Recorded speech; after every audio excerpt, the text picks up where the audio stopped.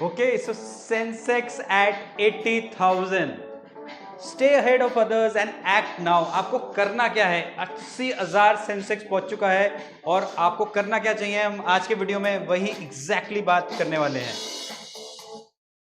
Okay, so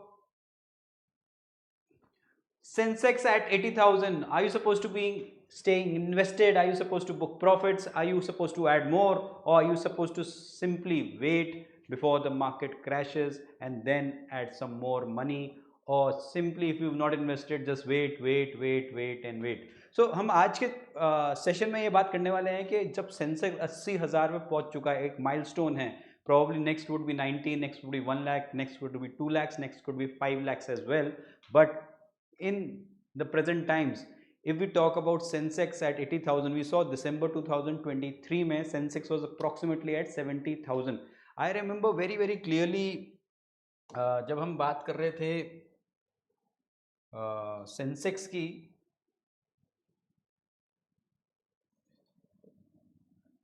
during corona times and after corona times, यहाँ पे हम देखते हैं Sensex in the last 1 year 22% बढ़ा है, 5 ईयर्स में 102% बढ़ा है. यहाँ पे आप देखोगे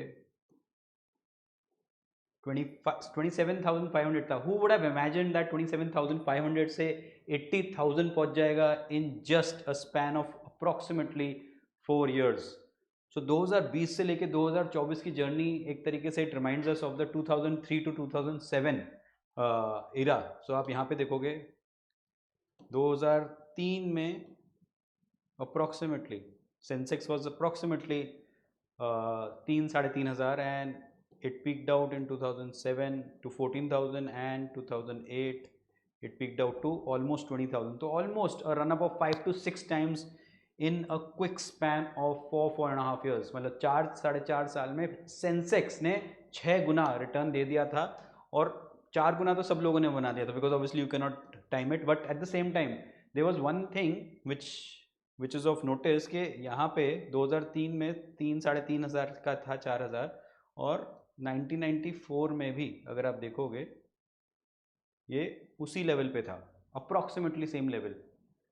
3700 का सेंसेक्स था 1994 में, and fast forward to 2003 again वो 3700 लेवल पे ही होवर कर रहा था. Which means somebody who invested for 10 years in Sensex did not make money at all. और सपोजिडली उसने 11th ईयर में थोड़ा सा भी पैसा यहाँ पे, जस्ट इमेजिन 2004 में आते आते बुक कर लिया होता, वो सोचता कि बस this is the end of rally, मेरे को इतने सालों से कुछ नहीं मिल रहा था और एकदम से मिल गया, मैं प्रॉफिट बुक करके निकल जाता हूँ. एंड वो इन्वेस्टर था जहाँ पे वो 10 साल तक इन्वेस्टेड था और उसको एकदम से पैसा मिला और वो निकल गया. कोई 6-6,500 पे निकला, कोई 9,000 पे निकला कि अब तो और नहीं बढ़ सकता है क्योंकि बहुत हो गया, लेट मी गो बैक. कोई 12,000 पे निकला, कोई 13,000 पे, एंड कोई 20,000 पे निकला. अगर मान लो अभी तक वो नहीं निकला होता तो just imagine the kind of wealth creation. कोई 3,000 से लेके, मान लीजिए यहाँ पे भी मान लीजिए 1994 से भी मान लीजिए कि अगर 1994 से fast forward to 2024, 30 long years अगर कोई इन्वेस्टेड रहता तो उसका पैसा लगभग 20 टाइम्स तो सेंसेक्स में ही हो गया होता, जिसमें 10 साल उसने कुछ पैसे नहीं कमाए होते. So the quick story about this Sensex is that क्या सेंसेक्स एट 80,000 और नहीं बढ़ने वाला है? The quick answer is obviously बढ़ने वाला है, but it will come with its own swings. आपको ये बात समझनी पड़ेगी और समझनी चाहिए एज अ इन्वेस्टर कि यहाँ से सेंसेक्स, अगर ये सेंसेक्स का ग्राफ है and today we are at this level which is 80,000, तो क्या वो 1 लाख नहीं पहुंचेगा? तो आंसर इज यस, पहुंचेगा, but it can have this swing. It can, which in the last 1.5, 2.5, 3.5, 4 years हमारे को वो स्विंग बहुत ज़्यादा देखने को नहीं मिली है. टाइम करेक्शन हो सकता है बट प्राइस करेक्शन हमारे को नहीं देखने को मिला पिछले 4 सालों में, और शायद अगले 5-10 सालों में अगर देखने को नहीं मिला तो just imagine the plight of investors who have simply park their money in bank deposits thinking कि वापस से टैंक करेगा टू 50-60,000 levels. I keep meeting investors and they say कि yes, we are sitting on cash, we are sitting on like huge pile of cash and जैसे ही market corona times के ऊपर वापस आएगा विच इज़ लाइक 25-26 हज़ार वापस आएगा और हम इन्वेस्ट कर देंगे। बट जैसे जैसे सेंसेक्स बढ़ता रहा उनका भी लेवल बढ़ता रहा, वो कहने लगे कि 25-26 नहीं 30-35 आएगा तो हम एंटर कर जाएंगे। फिर जब मार्केट और बढ़ा तो उन्होंने कहा 40-45 हज़ार जब आ जाएगा तब हो जाएगा। Now people are talking about कि 70 हज़ार भी आ जाए, somebody is saying 60,000 भी आ जाए, somebody is saying 70,000 भी आ जाए, नाउ somebody is saying अगर 5% करेक्शन भी आ जाए तो भी मैं अपना पैसा डाल दूंगा। नाउ जस्ट इमेजिन आप 25,000 का लेवल छोड़ के 80,000 तक आ चुके हो और आप अब कह रहे हो कि मैं 75,000 पे इन्वेस्ट कर दूंगा। सो what I'm trying to put across is, if you are an investor and if you are here to stay invested for decades and decades and decades for the next 30 years, तो यहाँ से into 20 assume करना, which is approximately, अगर somebody will do the maths, 80,000 into 20 ये कितना हो जाएगा? Somebody can do the maths, 16 lakh. तो that's like insane, which means that if I am 40 years of age और यदि मैं 30 years तक इन्वेस्टेड रहता हूँ, 70 साल तक इन्वेस्टेड रहता हूँ, तो क्या सेंसेक्स 16 लाख पहुँचने की पोटेंशियल रखता है? द शॉर्ट आंसर इज रखता तो है ही, बिकॉज पिछले 30 साल की हिस्ट्री ऐसा कहती है कि 30 सालों में 20 गुना तो हुआ ही हुआ है। उसमें 10 साल बिल्कुल ज़ीरो रिटर्न्स थे, उसके बावजूद भी सेंसेक्स ने 20 गुना रिटर्न दिया है पिछले 30 सालों में। तो अगले 30 सालों में we have no reasons not to believe that it will not become 10, 20, 30 times again. Now what I'm trying to put across is the next 10 years plus 10 plus 10, इसमें ये स्विंग्स तो आने वाले हैं। What you are supposed to be doing as an investor, आपको क्या करना है एज ए इन्वेस्टर? बहुत सिंपल सी चीज़ है, आपको अपने शॉर्ट टर्म, अपने मिड टर्म और अपने long term, you have to define these goals. आपको अपने शॉर्ट टर्म गोल्स क्या हो सकते हैं कि आपको किसी की शादी में जाना है, खुद की शादी हो रही है, कुछ कपड़े खरीदने हैं, कुछ टेबल कुर्सियाँ खरीदनी है, कुछ फ्रिज आइटम खरीदने हैं, कुछ मोबाइल खरीदना है, कुछ घर का रेनोवेशन कराना है, कहीं घूमने जाना है जहाँ पे आपको कुछ एक्स अमाउंट ऑफ पैसा लगने वाला है। मिड टर्म गोल्स क्या होते हैं? मान लीजिए आपका कोई होम लोन चल रहा है, मान लीजिए आपको गाड़ी चेंज करनी है, मान लीजिए आपको घर खरीदना है, मान लीजिए आपके बच्चे स्कूल से कॉलेज में आने वाले हैं, तो उसके लिए एक वाई अमाउंट चाहिए। Typically short term is 0 to 3 years, mid term is typically 3 to 7 years and long term is 7 to 10 and actually beyond. और यहाँ के लिए आपको जेड अमाउंट चाहिए। तो सिंपली आपको करना क्या है, जो भी आपके पास कॉर्पस है आज की तारीख में या अगले आज से लेके अगले 10 साल में जो कॉर्पस इकट्ठा होने वाला है, उसको आपको ये x plus Y plus Z आपकी जो ज़रूरतें हैं उसमें आपको डिवाइड कर देना है। मान लीजिए आपके पास 1 करोड़ रुपये है, प्लस आपके पास 1 करोड़ रुपये और अगले 10 सालों में जमा होगा, तो विच मीन्स के मोटा मोटा आपको आपके पास 2 करोड़ का कॉर्पस होने वाला है। या आज की तारीख में 1 करोड़ जो जमा हो चुके हैं और 1 करोड़ जो नया आप जमा करोगे, उसको आपको ये 3 जगह स्प्लिट करने हैं। तो अगर आपका एक्स अमाउंट मान लीजिए 20 lakhs है, वाई अमाउंट मान लीजिए 2 करोड़ है और जेड अमाउंट मान लीजिए 4 करोड़ है, तो आपको एक्स मतलब जो इमीडिएटली आज से लेकर अगले 3 साल तक आपको चाहिए। तो आपको करना क्या है, ये वाले कॉर्पस में से यदि आपका 20 लाख से ऊपर का कॉर्पस है और आपको आज ही चाहिए, आज से 3 साल तक चाहिए, 3 साल के अंदर चाहिए, तो आपको इसी 1 करोड़ में से 20 लाख रुपए निकाल के एक सिंपल से डेट फंड में इन्वेस्ट कर देना चाहिए, या लिक्विड 20 टाइप के इंस्ट्रूमेंट में कर देना चाहिए, या बॉन्ड्स जो कॉर्पोरेट बॉन्ड्स आते हैं या भारत बॉन्ड ETFs आते हैं, वैसे वाले इंस्ट्रूमेंट में आपको पार्क कर देना चाहिए। और इसको भी प्रॉब्ली एक 0 to 1 years, 1 to 2 years और 2 to 3 years में बंटवारा कर दीजिए। If you are not very sure कि 20 लाख रुपीज़ चाहिए तो सही, शॉर्ट टर्म में चाहिए, बट कब चाहिए, तो इसको भी 20 लाख को भी 5 लाख, 5 लाख और 10 लाख के हिसाब से आप डेट फंड्स में, लिक्विड फंड्स में, ETFs में, जो कि भारत बॉन्ड ETFs या लाइकवाइज होते हैं, जो मार्केट कंडीशंस अगर सेंसेक्स निफ्टी या ग्लोबल मार्केट कंडीशंस ऊपर नीचे होती भी हैं, आपका पैसा कुछ नहीं होगा तो बॉन्ड मार्केट में उनका पैसा लगता है, फिक्स्ड इनकम इंस्ट्रूमेंट्स होते हैं, आपने ऐड भी देखा होगा फिक्स्ड इनकम वाला म्यूचुअल फंड, ऐसी फिक्स्ड इनकम वाले ETFs भी आते हैं जो कि लगभग आपको एनीथिंग बिटवीन 6 to 8% का रिटर्न दे जाते हैं, यील्ड दे जाते हैं, यील्ड टू मैच्योरिटी जिसे कहते हैं। नाउ मान लीजिए आपके पास 1 करोड़ से कम है, 15 लाख रुपए ही हैं और आपको इमीडिएटली 20 लाख रुपए की जरूरत है, इमीडिएटली मतलब अगले एक 2 3 सालों में 20 लाख की जरूरत है, तो आपको करना क्या है, ये पूरा का पूरा 15 लाख रुपए ना निकालते हुए आपको इसमें 5 लाख रुपए, इस वाले गोल के लिए 5 लाख रुपए और इस वाले गोल के लिए 5 लाख रुपए आपको सेग्रीगेट करने हैं और अपनी नई कमाई से जो कि अगले 1 2 3 सालों में होने वाली है, उससे आपको ये 15 लाख रुपए और जमा करने चाहिए या करने पड़ेंगे। Because if you don't spare money for the Y and Z goals, अगर आपके हैं, विच आई एम अज्यूमिंग सबके मिड टर्म गोल्स भी होंगे और लॉन्ग टर्म गोल्स भी होंगे, और अगर नहीं है तो बना लीजिए, क्योंकि हमारा मानना है कि सारे के सारे जो हमारे व्यूअर्स हैं वो लंबा जीने वाले हैं और वो और उनकी फैमिली की को मिड टर्म और लॉन्ग टर्म रिक्वायरमेंट्स भी होने वाली हैं। So what are you suppose to be doing with your 1 crore plus 1 crore new money? So 20 lakh हमने शॉर्ट टर्म के लिए निकाले।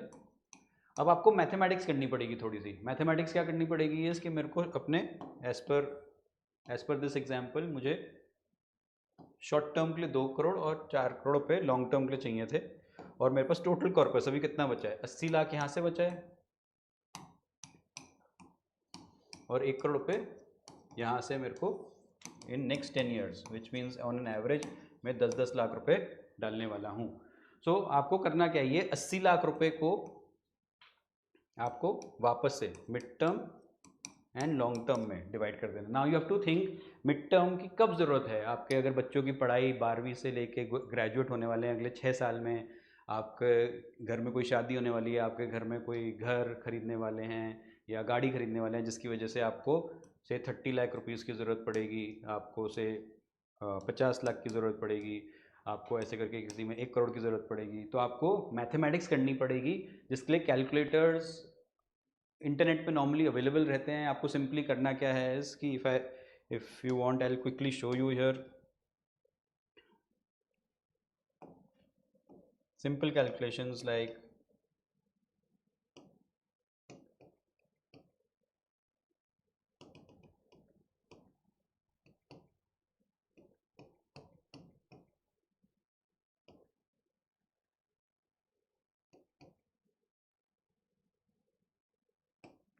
okay, so let me just open a quick calci for you.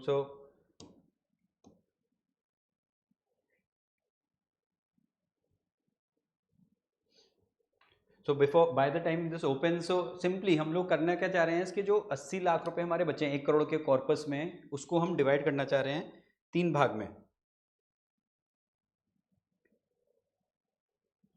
तो एक हमने भाग करा शॉर्ट टर्म के लिए जो कि हम डेट फंड्स में डाल रहे हैं, बाकी 80 लाख रुपए को हम 2 जगह स्प्लिट कर रहे हैं। सो मान लीजिए हमारे पास एक 5 साल का गोल है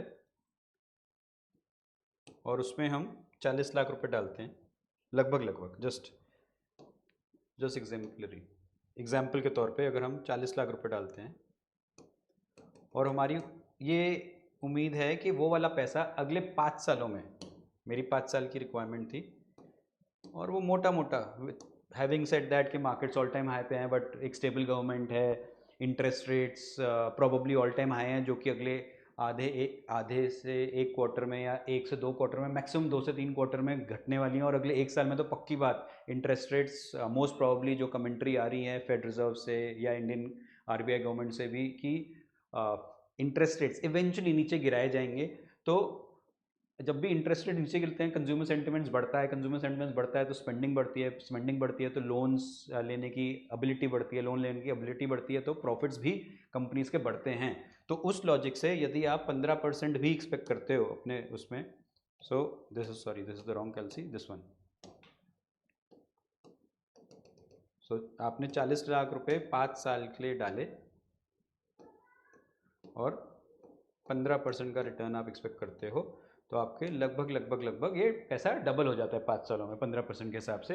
तो 80 लाख रुपए आपके यहाँ से आ जाएंगे। आपको चाहिए थे 2 करोड़ रुपए, तो प्रॉबेबली आपको नया पैसा जो आप डाल रहे थे, मान लीजिए आप SIP कर रहे थे से मोटा मोटा 1 लाख रुपीज़ पर एनम की, 1 लाख रुपीज़ पर मंथ की, क्योंकि हमने देखा कि 1 करोड़ रुपये आप बचा सकते हो, तो हमने अज्यूम करा कि आपको ये वाली अपने अपने अपने अनुसार मैथमेटिक्स करनी पड़ेगी 5 साल के। Again I am just taking a ball park figure of 15% कि 15% CAGR रिटर्न मिलेगा आपकी SIP से। मार्केट गिर रहा है, उठ रहा है, कभी 20% बन रहा है, कभी 25% बन रहा है, कभी 5% ही बन रहा है, और गिरते हुए मार्केट में SIP के रिटर्न्स बढ़ते हैं। हमारे पिछले वाले सेशंस में आप लोगों ने सुना होगा कि कैसे एक इन्वेस्टर अगर गिरते हुए मार्केट में इन्वेस्टेड रहता है थ्रू दी SIP रूट, और जब भी मार्केट वापस इक्विवेलेंट आता है तो उसका पैसा बराबर नहीं होता, ऑलमोस्ट तिगना चौगना 5 गुना हो जाता है। तो उस लॉजिक से SIP में 15% अज्यूम करना कोई बहुत रिस्की काम नहीं है। It should be gettable from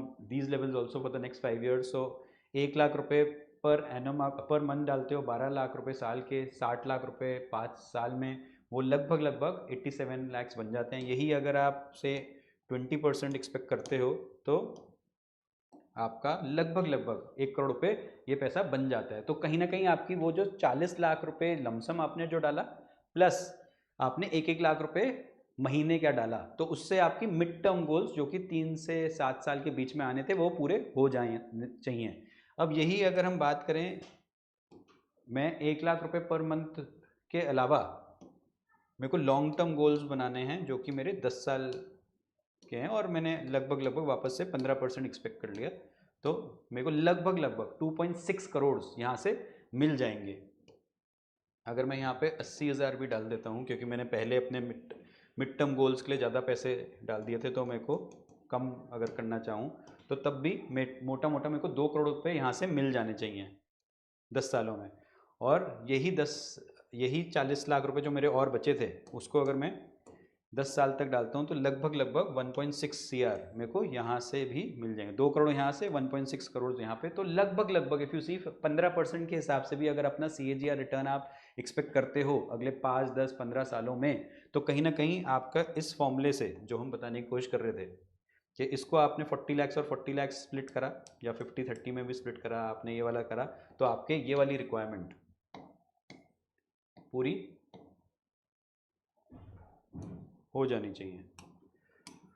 so when you think in these terms, short term, mid term and long term, और आप डिवाइड करते हो, तो आपको ना ही पैनिक सिचुएशन आएगी, ना ही आपको स्लीपलेस नाइट्स होंगी, ना ही आपको बहुत ही टेंशन होगी। तो the trick of staying invested in the market is to divide your money into 3 categories, which is short term, mid term and long term.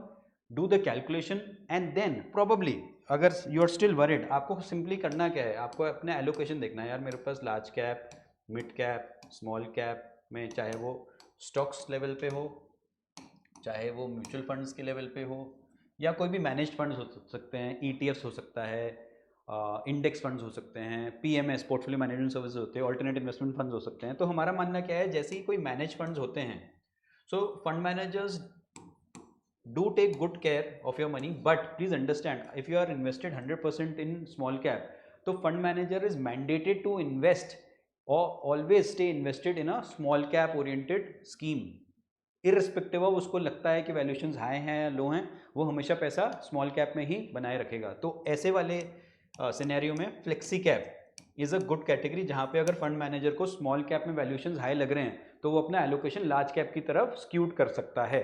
Multi cap में क्या होता है, जो हमने दूसरे सेशन में बात करी थी, इससे पहले वाले सेशन में, जहाँ पे 25-25 compulsory, small cap, mid cap and large cap में तो होता ही होता है। तो somebody who's more bullish, who's more aggressive in terms of the risk profile can stay invested through a multi cap fund. Somebody who's more conservative but want to stay invested in the market because तभी आपके goals पूरे हो पाएंगे, then you can choose something called as flexi cap.